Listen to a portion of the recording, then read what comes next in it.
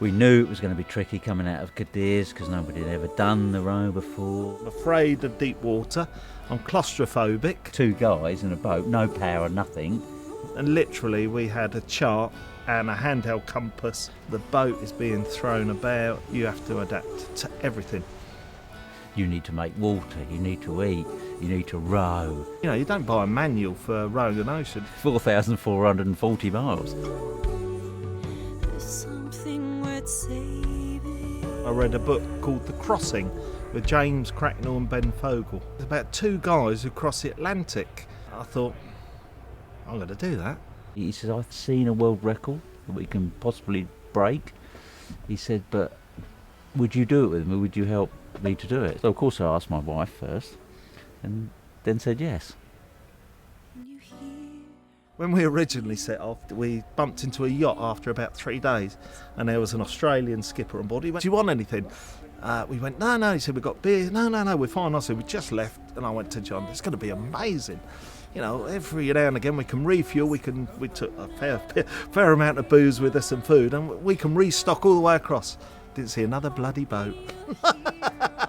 Not anybody that would stop long enough to offer us anything. So we drank everything, ate everything, and we didn't see another ship that would stop and offer us anything. It was bonkers. You have a display when you go in the cabin which tells you, if you press a button, how much power you have, so what percentage the batteries are at. We didn't look at it until an alarm went off, which was after 4 days, and it dropped to 0%.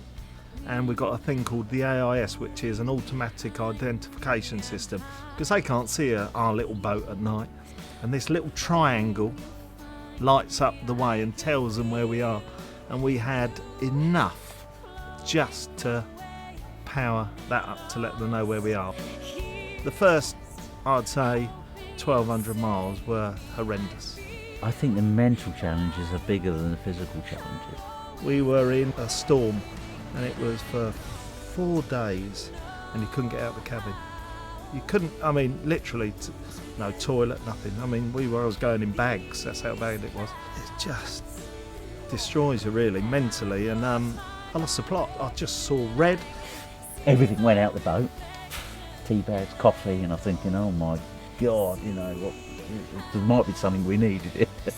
If John had been near me, I'd have thrown him in. It didn't surprise me, really. You know, it doesn't surprise me how people react. John was shaking, trying to hold me, and he said, what are you doing? I go, I have no idea. I've got 4 young children, lovely wife, and we used to phone home every Saturday, and that was a bit of a choker, really. You used to look forward to it very much, and then after you'd spoken to them, you used to feel a little bit down. It was probably the hardest thing I've ever done, Christmas Day, truthfully. It's like no other Christmas that you've ever had before. I mean, I hadn't been away for Christmas. Pain that you go through, as in what you miss, you find out what's really important to you. Anything that you miss far outweighs the good that you gain. The bad times never outweigh the good times. I'm not a particularly good swimmer, but you know, halfway across, I felt like I just achieved everything. 6,000 metres deep in the water, looking down. I mean, the colour of the water. Well, it was 88 days and 9 hours and 40 minutes, I think. 4,440 miles. The first thing that hit me about arriving, which was in the morning, and I remember it so vividly, was the smell of trees.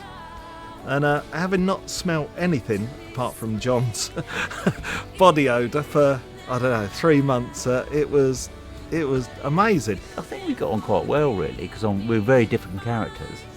I don't think I'd get on a boat with anybody else. He's got everything that you need to succeed, really. He's got a fierce determination. He'll never give up, and he's very clever.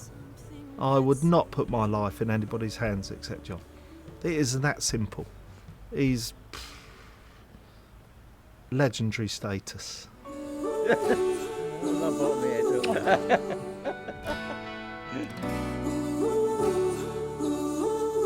People have helped us on our venture. Yeah. Sorry, hang on. He's been there that long that he actually needs some refreshment. And there's a pint of the golden black stuff. Cheers.